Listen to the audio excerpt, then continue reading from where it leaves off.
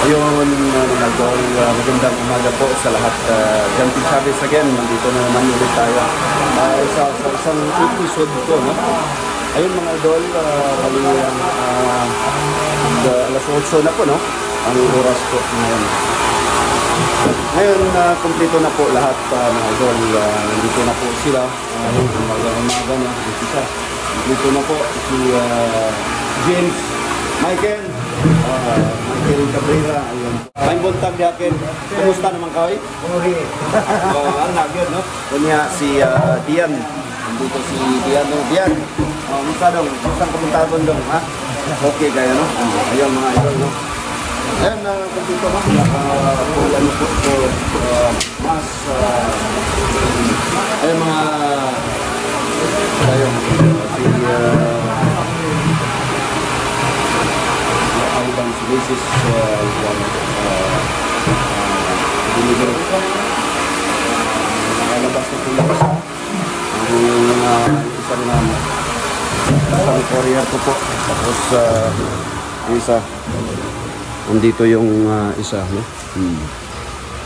Full ngayon ng Consolacion Cebu mga idol. Kompleto din po, bali 58 po yung karga. Si Rudy, Manong Rudy ang Ban, may buntag diya ban. Magto na mo? Pick up, tapos mula pick up ano po dito, dalhin, sanitize, ganun po, no?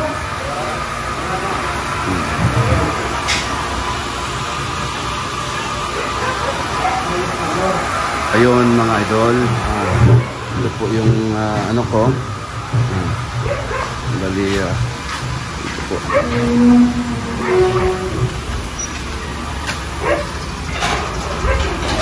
Apay kulang? Oo.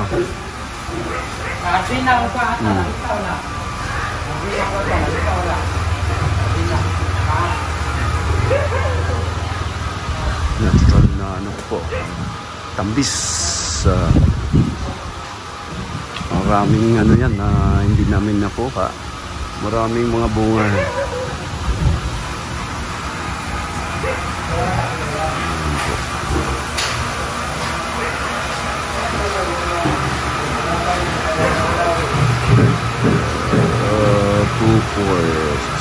Pito sila, no? Bali maya di-deploy na po yan.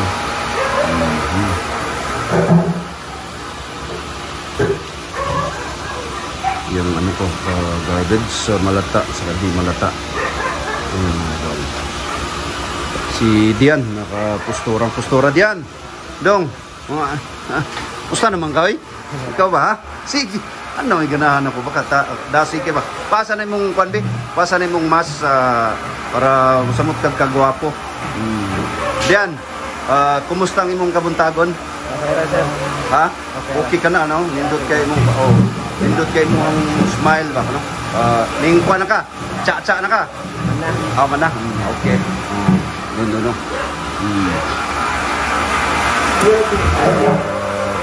Sa loob. Si Mrs. nasa, ayun.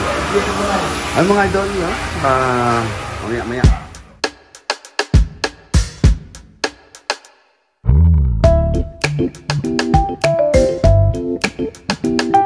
Ayun mga idol, bali kumpleto na po, no? Wala man lagi ni kuan lagi. Katong nangawa, no? Ayun mga idol, bali po pupunta na po sila sa Consolacion, no? Dito on board po si isang driver natin, si Kailmar. Mayo agad ya. Good morning. Bali si Dian nandoon, no? Kumpleto na po, ano na po sila, no? Sit up na po lahat. Ayun. Ito po ay nagkarga po ng 60 Mar. 60 containers po, no, mga loads. Ayun, nakapuli ano po siya. Ayun ang mga ano natin. 60. Ayun, ito na, no. Yan lang po, no. Bali price po no, sa since malayo yung Consolacion, per container. Kada isa nito 40, hindi naman sa ano, ang Consolacion na yun sa sinabi ko na malayo-layo yun. O bali pupunta sila sa ano po, Bali, anong una stop mo, Mar, sa Rendon. Rendon, Villa Solana Subdivision, tapos dito sa Consolacion Market, tapos mga pangilang-ilang bangko, then after na sa Santa Lucia, sa Royal Cebu State, ayun, sa Santa Lucia, no? Consolacion, north part ng Cebu. Ayun, Mar, halong ka, ha? O amping kanunay nya seatbelt ganon, no? O ampo kanunay, no? Say kuan basig na kay i-shout out or i-kuan. Wala. Okay. Shout out si Mar. Oh. Shout out sa tagiya sa tubigan. Oh, yun, Mar. Oh, halong ka mo. Oh, God bless. Ayun nga, harap to na mo. Gasolina. Oo. Ngay kag gasolina. Ayun, loaded po sila papunta ng Consolacion Park, no. Loaded po ng 60 containers. Amping Mara, amping kanunay. Ayun, God bless. Ayun, mga idol. Ito yung mga kailangan po, no. City of Mandaue, yung registered business permit. Yun po. Dito po sa amin, sa City of Mandaue. Ayan, sanitary permit. Po, sanitary permit. Ayan, DTI po. DTI.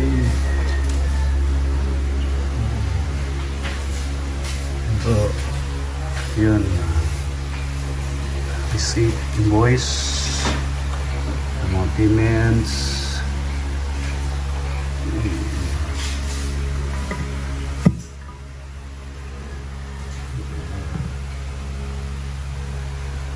Po. Sa Fire Safety Inspection Certificate po. Bureau of Fire Protection, City of Mandaue. Ayun. Dito po tayo dyan, no?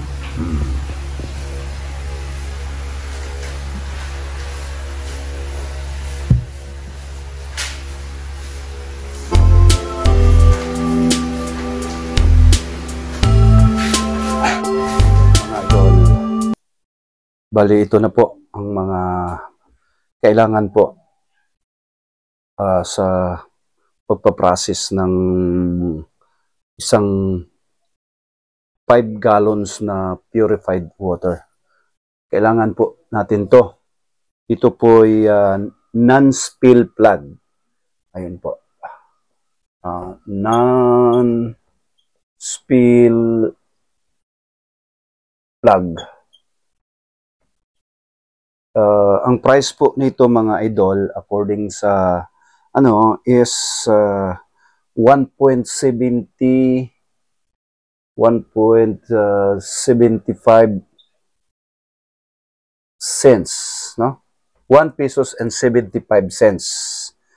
Ayun. Yan po ang non-spill. Ito po ang non-spill plug. Ito po ay natin, ito pong silyo, no? 1 pack na ganito, ito po ay isang pack worth 270 pesos, no? Ito po ay capsule. 270 pesos po, no? Ito po ay kailangan din natin to, no? Itong maliit na to, ito po ay plug, no? Ayun, no?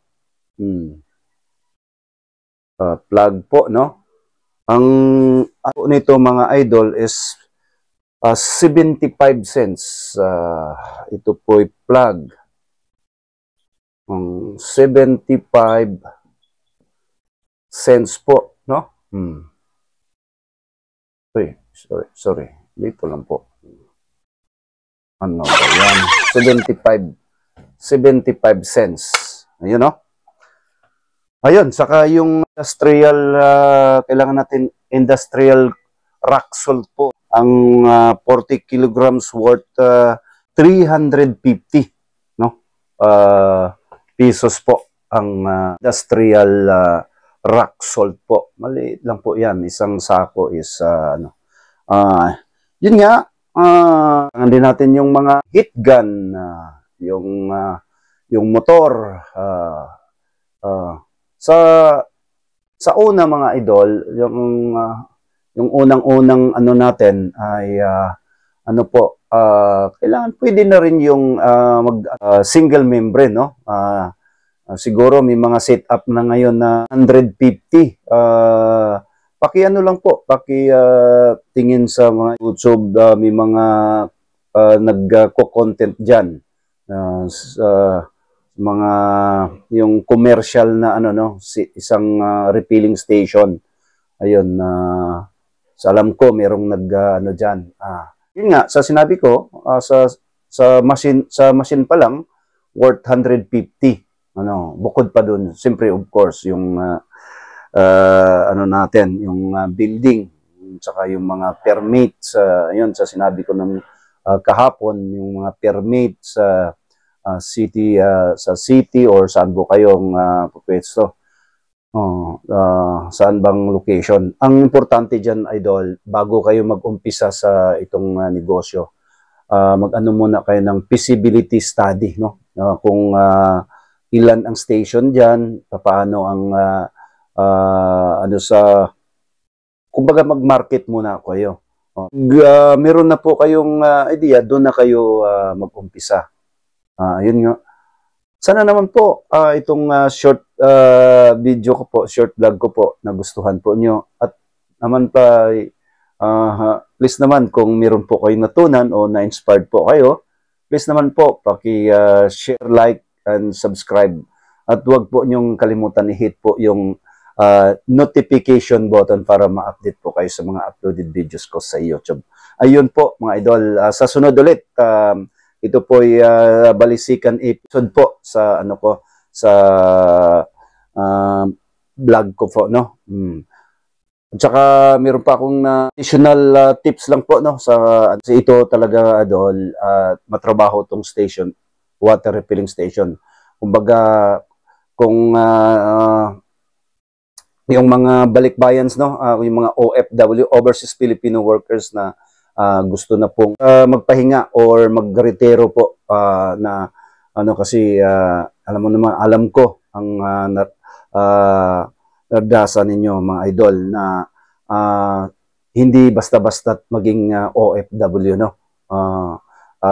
Na makarelate po ako sa inyo diyan, yung pagod, yung tapos yung ano pa sa amo natin, no.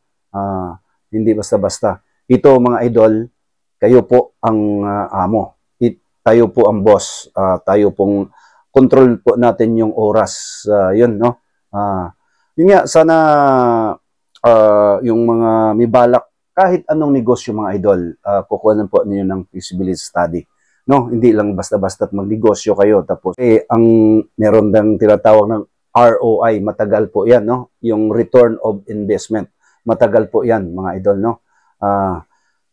Yun nga, ulit, pag ano naman po, huwag po niyong kalimutan po, i-subscribe naman po yung channel ko, saka paki-share, like and share. Ayun po, bago ko tapusin po yung itong short vlog ko, unang-una, pasalamat po ako sa poong may kapal, na binigyan po ako ng magandang pangatawan, at pag-iisip na magawa ko yung mga bagay-bagay araw-araw. Maraming salamat po, Panginoong Diyos. Pangalawa, siyempre, of course, kayo po ng mga subscribers ko, na mahal kong mga subscribers, na wala sawa po nanood sa mga videos ko, laging nagasubaybay. Kahit alam ko, ako po'y kailangan pa pang i-improve po yung ano ko. Kung improve pa to mga lods, ako po'y magsusumikap na ma-improve o sa mga maano po yung content ko. Maraming salamat po. May God bless us all. Happy Thursday morning mga lods.